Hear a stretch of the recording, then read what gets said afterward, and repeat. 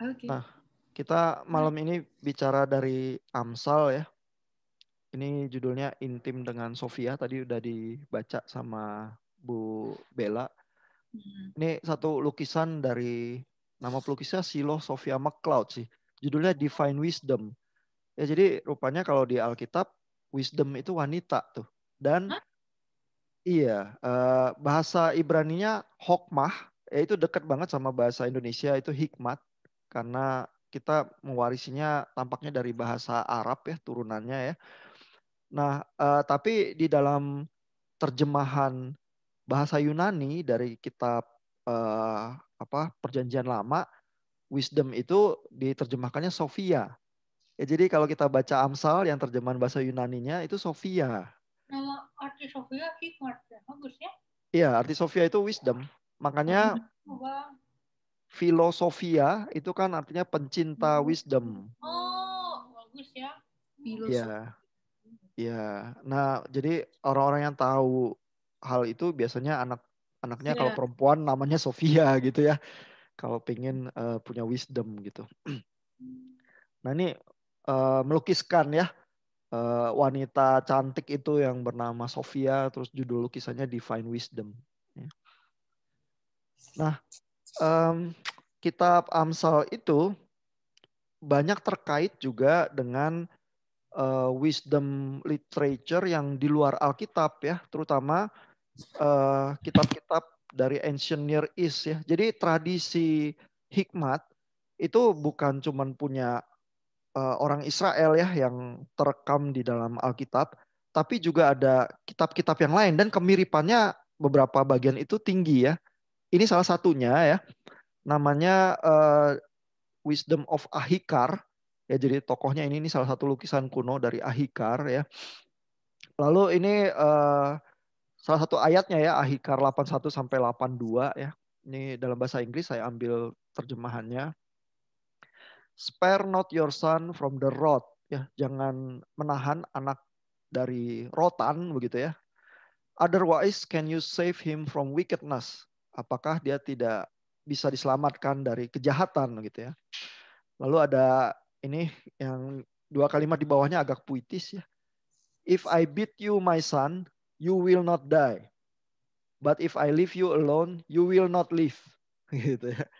Jadi kalau dipukul my son gitu ya, anak laki-laki, kamu nggak akan mati. Tapi kalau saya tinggalkan begitu saja, kamu nggak akan hidup begitu ya. Jadi mendisiplin anak itu sesuatu yang penting ya di dalam wisdom of Ahikar ini gitu ya. Lalu di sini juga kelihatan ya terekam bahwa eh, kalimat-kalimat Amsal semacam ini wisdom biasanya konteksnya adalah mengajar anak laki-laki. Ya jadi ini memang muncul dari satu budaya dan masyarakat yang dominan laki-lakinya ya dibanding perempuannya. Lalu wisdom itu digambarkannya perempuan yang kadang-kadang menggoda laki-laki begitu ya, dan anak laki-lakinya ini dinasihati ya bagaimana hidup yang baik begitu. Nah ini wisdom of Ahikar ini ya ada padanannya langsung nih di Amsal ya, Amsal 23 ayat 13 sampai 14 ya. Kalimatnya mirip ya. Do not withhold discipline from a young man. Ya, jangan menahan disiplin dari seorang muda. If you beat him with the rod, ya kalau dipukul pakai rotan, he will not die. Dia tidak akan mati ya. Ini mirip banget ya sama kalimatnya Wisdom of Ahikar tadi ya. You should beat him with the rod and you will save his life from Sheol. Ya, Sheol ini dunia orang mati. Ya, jadi kalau dipukul pakai rotan, maka kamu akan menyelamatkan dia dari dunia orang mati, begitu ya. Jadi ini variasi yang mirip dengan Wisdom of Ahikar dan menggambarkan semacam pemahaman yang sama ya dari masyarakat kuno bahwa anak itu harus didisiplin begitu ya, penting untuk mendisiplin anak. Nah, ayat-ayat ini kalau di barat ya, kalau di Amerika misalnya jadi masalah nih. Ya, dan terutama orang-orang yang mengkritisi kekristenan suka mengangkat nih. Nah, lihat orang Kristen kan mukulin anak kecil. Gitu. Padahal kalau di sekolahan di Amerika nggak boleh mukulin siswa gitu misalnya ya. Jadi ini di zaman modern termasuk yang agak problematis ya. Tetapi misalnya ini Martin Luther masih mengambil ayat ini tapi menambahkan ya. Nah, ini bahkan ayat ini menjadi semacam pepatah dalam bahasa Inggris yang biasa banget ya. Di dalam bahasa Inggris pepatahnya bunyinya spare the rod and spoil the child. Ya, jadi kalau nggak pakai rotan, anak itu jadi manja, gitu ya. Lalu di dalam ini gambar ini Martin Luther meneruskannya, that is true, but beside the rod, keep an apple to give him when he has done well. Ya. Jadi maksudnya adalah ya boleh pakai rotan ya, tapi kalau dia baik begitu ya, harus dikasih apel ya, ada rewardnya juga, ada tanda cinta kasihnya juga ya, jangan cuma maunya mukulin anak doang begitu ya. Nah jadi rupanya memang kutipan dari Luther ini menunjukkan semacam pemahaman juga ya bahwa kalimat-kalimat Amsal itu ya bukan dilihat sebagai kebenaran absolut yang tidak bisa salah ya, melainkan satu kebenaran yang dari pengamatan hidup sehari-hari bisa benar, tapi ada kondisi-kondisinya juga yang harus dibaca, begitu ya. Baru benar kalau situasinya tepat ya, dipahaminya dan diaplikasinya, begitu ya. Nah ini saya coba cari kalimat-kalimat Amsal yang udah jadi perkataan yang biasa ya, bahkan seperti pepatah kalau di bahasa Inggris ya. Ini beberapa yang dengan sangat mudah ditemukan ya. Misalnya Amsal 16 ayat 18 ya. Pride goes before destruction, a haughty spirit before a fall. Ya, jadi kesombongan itu adalah selalu mendahului kejatuhan. Gitu ya. Itu udah kayak kalau dalam bahasa Inggris seperti pepatah yang biasa gitu ya. Nah Amsal 15 ayat 1 juga ya. A soft answer turns away wrath, but a harsh word stirs up anger.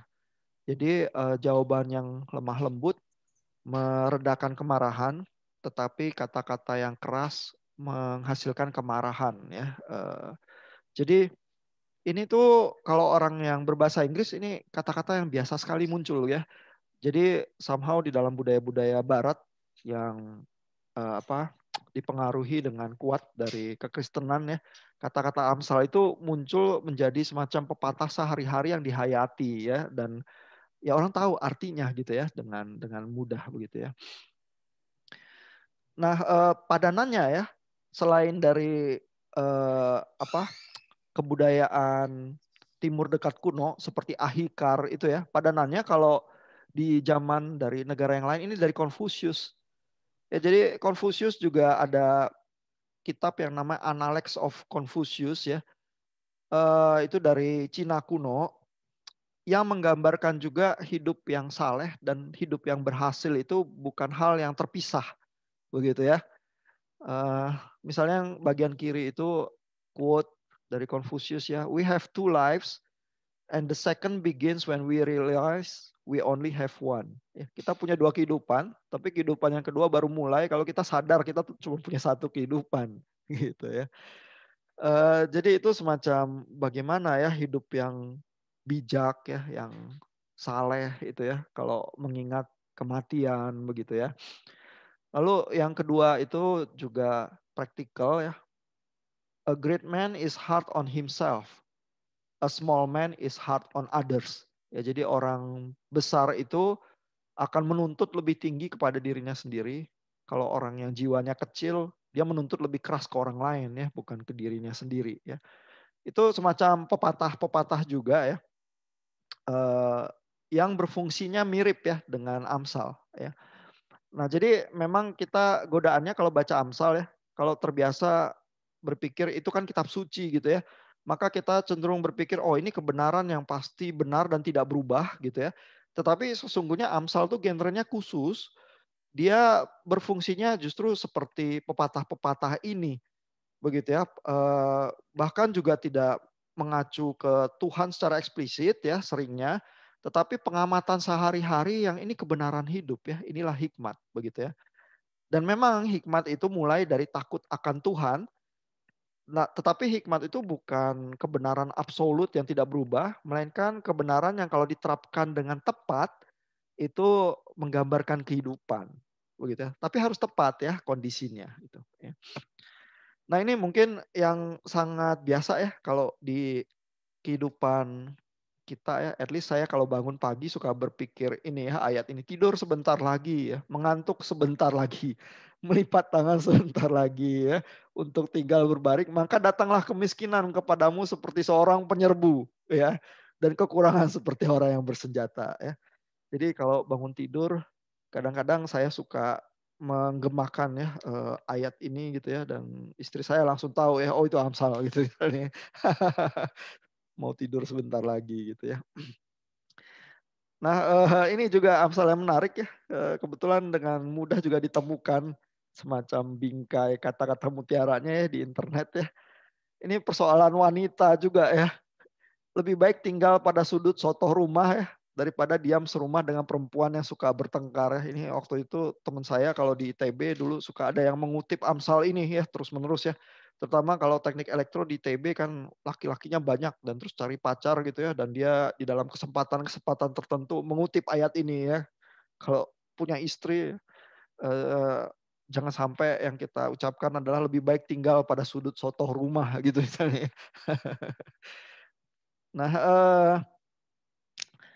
Nah, bayangan tentang relasi dengan hikmat sebagai wanita ya, itu muncul juga ya di dalam gambaran-gambaran yang lain ya di kitab Amsal ya.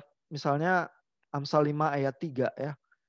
For the lips of a strange woman drop as an honeycomb and her mouth is smoother than oil gitu ya.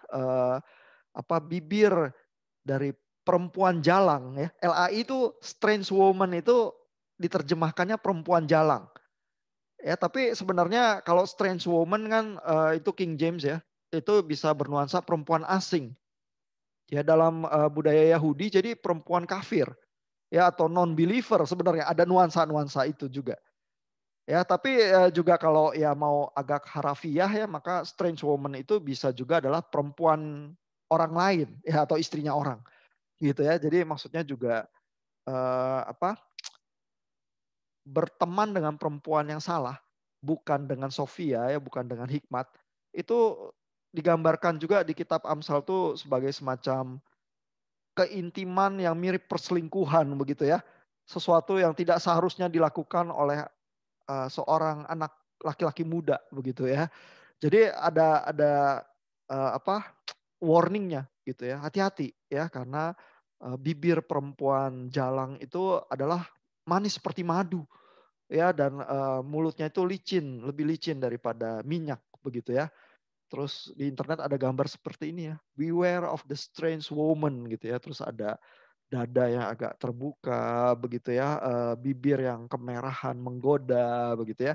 Dan ada ya ayat-ayatnya ya di Amsal 7 itu ya, yang perempuan jalang ini ya, itu mengundang laki-laki muda ya pergi ke persimpangan jalan dan bilang, saya udah mendandani kamar saya ini dengan permadani ya, dan suami saya tidak di rumah begitu ya, mari ikut saya begitu ya. Jadi mengundang ya untuk keintiman begitu, tapi bukan Sofia yang mengundang ya.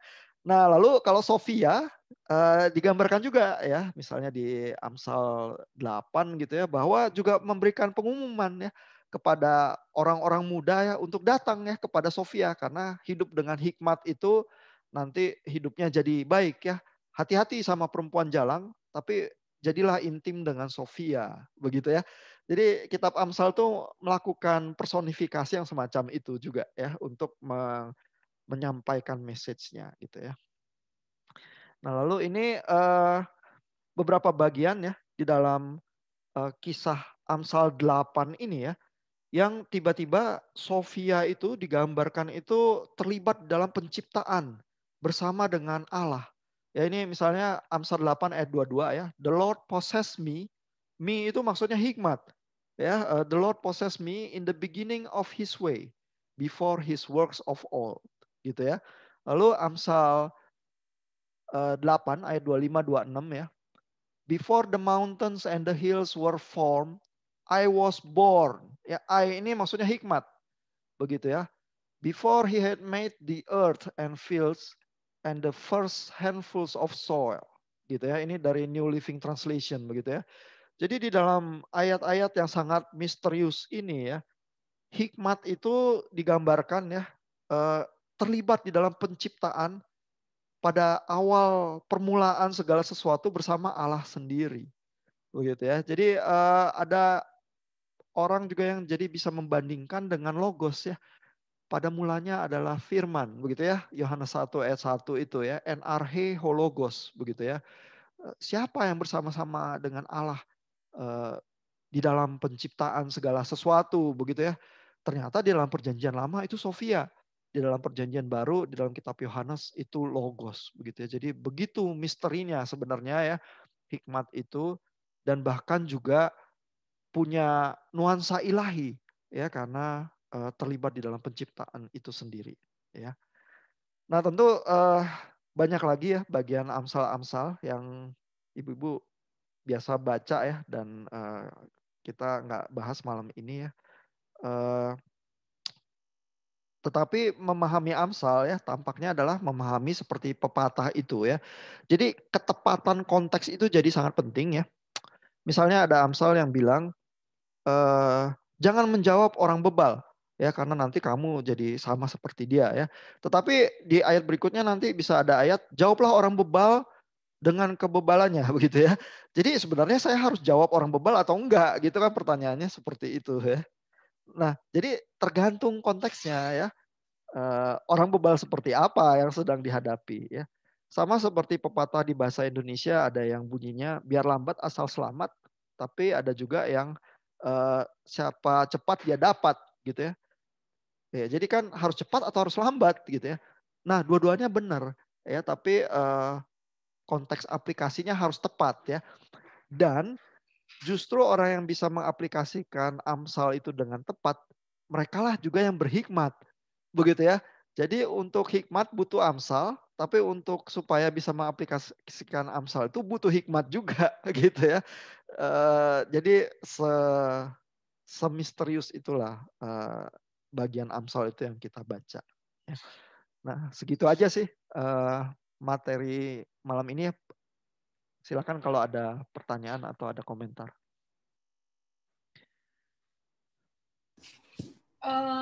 Maaf ya Pak, aku tidak normal ngomongnya. Kalau butuh penerjemah boleh ya Pak, nanti saya. Boleh. Pakai gerakan isyarat juga boleh. Sejak kapan ya? Lupa. Lagi baca Amsal juga. Dan banyak menemukan seperti yang Pak Ihan bilang, mengajarkan anak laki-laki. Lalu perempuan yang merayu, maksudnya kayak digambarkan sebagai ancaman gitu. Ada juga di Amsal, aku lupa sih pasal berapa, kayak lebih baik tinggal di soto daripada dengan perempuan yang suka bertengkar. Atau kayak menggambarkan, Amsal itu menggambarkan betapa bersyukurnya dan betapa bahagianya kalau laki-laki menemukan perempuan yang berhikmat gitu. Jadi ada juga kalau di Amsal, aku ingat, yang paling aku ingat itu tentang perkataan, kayak lidah, kayak tentang perkataan yang berhikmat. Jadi kalau aku memikirkan tentang Amsal itu lebih ke, harus maksudnya jadi perempuan yang berhikmat itu gimana ya gitu, karena lebih indah karyanya dari emas, mutiara gitu kan, kayak kita perlu jadi wanita yang seperti itu buat pasangan kita gitu loh. Iya. Sakit. Ya mudah-mudahan nggak terlalu sakit ya Bu ya giginya kalau dipaksa ngomong. Kan nyung sakit giginya. Saya dan ketawa. Udah aja nyung sakit nyung nih. Iya. Nah memang kalau di zaman modern ya, ayat-ayat itu terasa semacam hawa keantikannya ya, ancient gitu ya, karena memang yang menjadi fokus itu seperti pendidikan anak laki-laki ya. Jadi istilahnya selalu anakku itu my son gitu ya. Lalu juga tradisi Amsal itu munculnya di kerajaan-kerajaan ya. Jadi misalnya juga ada bagian-bagian Amsal itu yang memuat etiket ya. Kalau di depan raja jangan kamu menginginkan makanannya ya supaya kamu itu hidupnya bisa lebih panjang gitu ya. Nah, etiket-etiket kerajaan dan lain sebagainya itu termasuk juga kebijakan hidup ya. Yang somehow kalau mau maju tuh harus ngerti ya hal-hal itu ya. Jadi dan di dalam budaya yang patriarki ya, memang jadinya kan yang akhirnya yang bisa menjabat jabatan dan lain sebagainya di zaman dulu itu laki-laki ya.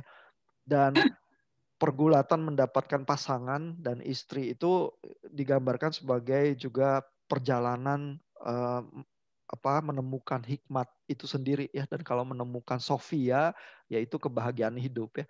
Di bagian terakhir Amsal 31 itu yang pasal terakhir itu ada tentang ya kadang diterjemahkannya ke bahasa Indonesia jadi istri yang baik gitu ya. Tapi kadang jadi pemahamannya agak domestik begitu ya. Jadi istri itu di rumah ya, sedangkan suami yang berhasil itu ada di gerbang kota duduk-duduk begitu ya. Jadi yang ngegosip tuh laki-laki gitu ya, di gerbang kota, di kafe. Istri itu the power woman itu kerja ya, mengolah itu usaha suaminya dan lain sebagainya gitu ya. Nah sebenarnya yang lebih mungkin yang lebih menggambarkan adalah itu kali istilah bukan istri yang bijak atau istri yang baik ya, melainkan the power woman. Ya itu bayangin ya, itu istri yang mengurus seluruh usaha suaminya, terus suaminya tinggal ngobrol di gerbang kota ya, dan terus dihormati ya oleh sesama laki-laki yang terhormat di kotanya gitu ya. Nah jadi memang nuansa patriarki itu nggak benar-benar bisa kita abaikan ya, karena memang konteksnya seperti itu sih masyarakat kuno ya. Tapi zaman sekarang tentu pertanyaan yang Bu Cel tanyakan jadi penting ya. Jadi kalau wanita zaman sekarang kan bukan cuma laki-laki yang harus berhikmat, wanita kan juga begitu ya. Sehingga wanita itu seperti apa ya. Dan mungkin justru bagian bahwa personifikasinya ya dari hikmat itu adalah wanita ya, itu malah mungkin yang bisa menjadi sumber inspirasinya gitu ya. Jadi justru di kitab Amsal ada bayangan bahwa iya loh, hikmat itu feminin ya. Jadi hikmat yang feminin itu adalah mungkin kalau kita bayangkan ada wanita-wanita yang bisa membaca ya kehidupan itu ya, even lebih dalam daripada laki-laki. Laki-laki itu clueless gitu ya, masuk ke masyarakat nggak bisa baca orang dan lain sebagainya. Yang wanita bisa gitu ya, karena wanita begitu Pak, dia bisa baca, bisa dia Pak. Semua wanita bisa. Bahkan dia bisa membaca orang yang belum dia ketemu Pak, bisa dia Pak. Orang bisa. Cincang ya guys, cincang. Oh iya ya. Memang wanita kan juga ada yang thinker ya. Tapi ada yang feeler. Dan kalau wanita yang intuitive feeler ya biasanya bisa menangkap kesan-kesan yang secara rasional tuh nggak bisa dijelaskan ya. Maksudnya kalau thinker kan berpikirnya dengan logika ya. Oh karena logis begini begitu kesimpulannya ini ya. Tapi kalau wanita yang feeler terus dia intuitif ya, dia menangkap pola-pola abstrak itu ya. Iya. Kadang-kadang dengan cepat ya membaca ya. Misalnya ini laki-laki lain ini sebenarnya dia udah punya pacar atau belum gitu ya. Itu dengan cepat menangkap gitu ya. Keahlian saya itu Pak. Masternya saya. Iya, atau sebenarnya maksudnya apa ya dia ngomong begitu ya. Atau kenapa wajahnya dia ekspresinya seperti itu misalnya. Nah itu laki-laki tuh bisa kurang bisa ya menang. Iya, karena mungkin laki-laki beroperasinya nggak seperti itu ya, nggak memperhatikan ekspresi wajah atau body language atau apa. Mungkin buat wanita hal-hal semacam itu justru otomatis gitu ya. Jadi kadang belum bisa dijelaskan dia udah nangkep duluan gitu ya. Iya. Jadi sebenarnya sih terbuka ya kesempatan ya untuk wanita justru menghayati ya bagian-bagian ayat-ayat Amsal itu mungkin dengan lebih bebas ya, kalau kita lihat bahwa masyarakat kuno itu cenderung patriarki, sekarang mungkin sudah berubah, malah kita punya kebebasan yang lebih kali ya menghayati ayat-ayat Amsal itu gitu. Aku waktu baca kitab Amsal melihat bahwa ternyata memang penekanan wanita yang cantik itu adalah dari hati yang dia tuh bilang kayak apa ya, kayak perempuan yang baik hati gitu. Jadi bukan yang mengagung-agungkan apa ya, pikiran, misalnya wanita yang berkepong lah. Aduh. Ada telepon masuk, Pak. Oh iya. Oke, nggak apa-apa. Siapa tahu Udah, Pak. Udah, lanjut. Kayak gitu ya. Jadi bentar ya, aku chat aku lagi. Di chat ini, Pak. Bosnya, Pak. Oh iya. Wah, masih ada kerjaan Nisa ya. Nah, kayak nih. Di atas jam kantor. Iya. Kembali ya ke wanita. Jadi aku lebih dikuatkan sih bahwa itu oke untuk jadi cantik. Maksudnya kita bikin gigi, wehel, kita pakai skincare, make up lah, jaga badan. Cuman the most important thing adalah wanita yang berhikmat, yang tidak marah, karena nanti jadi neraka buat keluarga, gitu kali ya. Setuju, Pak. Karena saya juga, maksudnya bukan, mungkin karena saya termasuk golongan yang tidak good looking, bukan berarti saya membenarkannya, cuman kalau mau dipikir secara logika, ada beberapa, misalnya di aplikasi, misalnya di online dating, kalau mau nyari cewek cantik, banyak, Pak. Banyak banget, itu bejibun banjir cewek cantik. Iya, kayak iya, tapi kan udah diseleksi fotonya. Iya, misalnya foto. Cuman kalau misalnya mau dibilang mau cewek cantik banyak. Cuman kalau yang kata Rachel tadi, misalnya kepribadiannya bagus, hatinya bagus, susah gitu untuk dicari. Makanya itu. Tapi realitanya juga semua orang pasti bilangnya, iya, don't judge the book by the cover. Hey, orang yang bikin cover buku aja berusaha supaya bukunya covernya cantik gitu. Jadi ya pepatah itu juga nggak bisa dipercaya sepenuhnya, karena sebenarnya appearance juga penting. Cuman kalau kata Rachel betul, untuk misalnya kalau mau kenal lebih dekat ya pasti pribadinya, hatinya yang lebih dilihat. Walaupun memang penampilan juga penting, cuman kan nggak akan ada matinya lah. Kita udah cantik sebagaimanapun, ada yang lebih cantik. Ada yang lebih cantik pasti. Jadi kayak unending. Iya, dan kali untungnya kecantikan itu subjektif juga kali ya, kalau penampilannya. Jadi bahwa yang tapi jelek itu mutlak, Pak. Iya. Jelek itu mutlak, cantik relatif. Jelek itu mutlak. Betul, itu Amsal perpacaran modern ya. Cantik itu relatif, tapi jelek itu mutlak ya.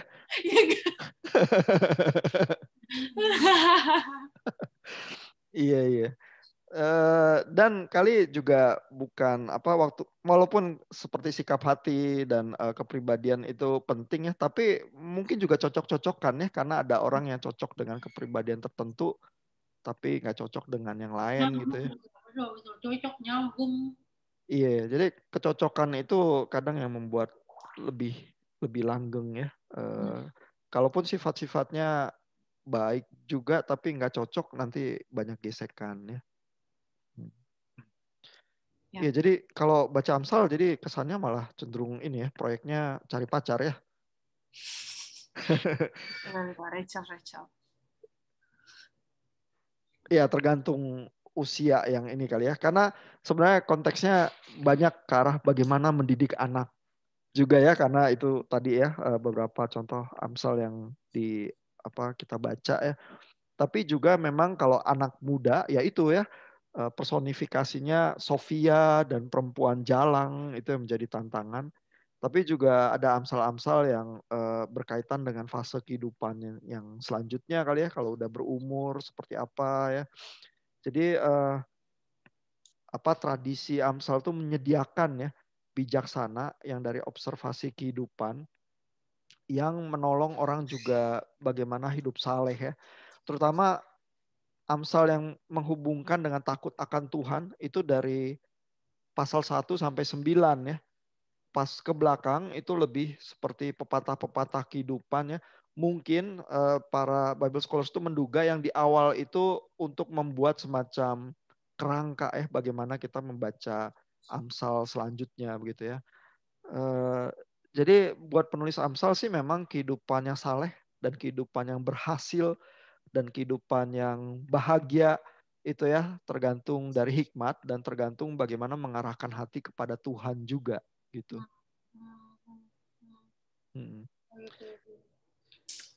Nah, yang jadi interesting juga ya adalah kitab-kitab hikmat di dalam Alkitab ya, yang nadanya kayak Amsal, tapi ada yang kitab yang lain yang nadanya berlawanan juga dari Amsal ya.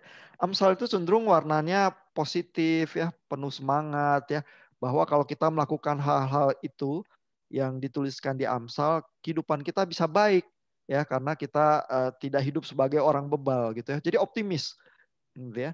Tapi kalau kita baca kitab-kitab yang lain, kitab hikmat juga ya, misalnya kitab Pengkhotbah gitu ya, salah satunya, itu tuh warnanya seolah-olah lebih pesimis ya, lebih mungkin tidak sesimpel Amsal ya. Amsal kayaknya straightforward ya, hidup yang baik ikut Tuhan ya, nanti kamu kehidupannya akan berhasil begitu.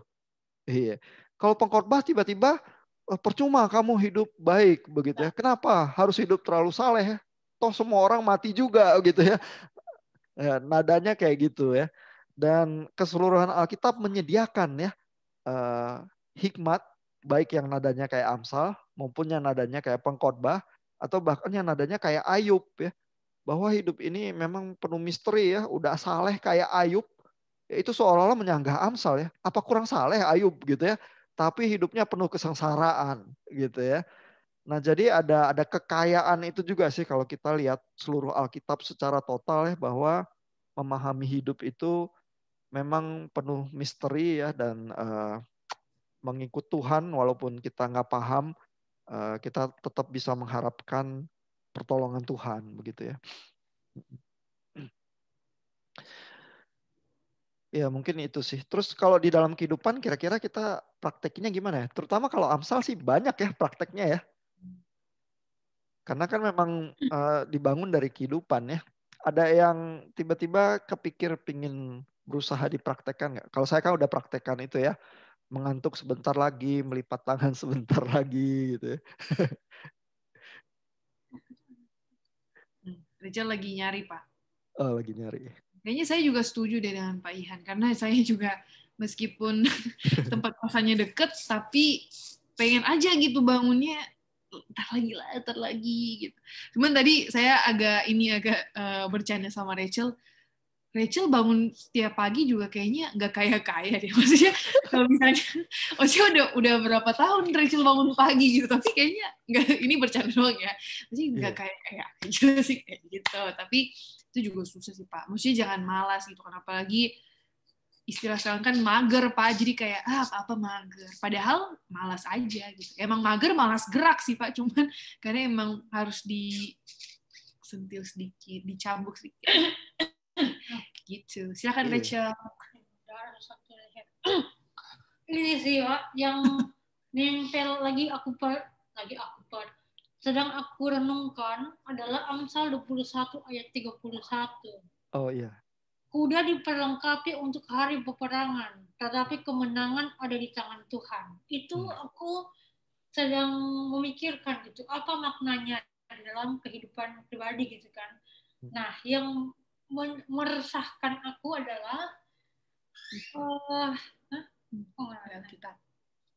yang meresahkan aku adalah ketika kita terlalu overthinking ya, kayak orang yang tidak mau salah, tidak mau kalah, yang mau punya plan begitu rapi supaya kalau ada masalah ada backing plan-nya gitu-gitu kan.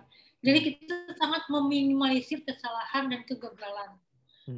Tapi tetap semua itu tangan Tuhan gitu loh. Maksudnya aku jadi tertegur sih. Jangan jadi orang yang sok tahu atau sok mengatur dan terlalu ribet gitu loh. Karena aku cenderung yang seperti itu, kayak apa yang bisa dibikin supaya maksimal lah tujuan kita tercapai lah. Kalau bisa jangan ada kendala.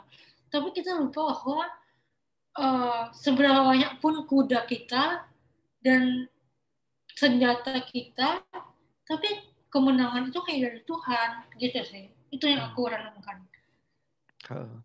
Nah, kuda itu kan memang senjata perang yang paling hebat ya di zamannya ya. Karena kalau bukan pedang.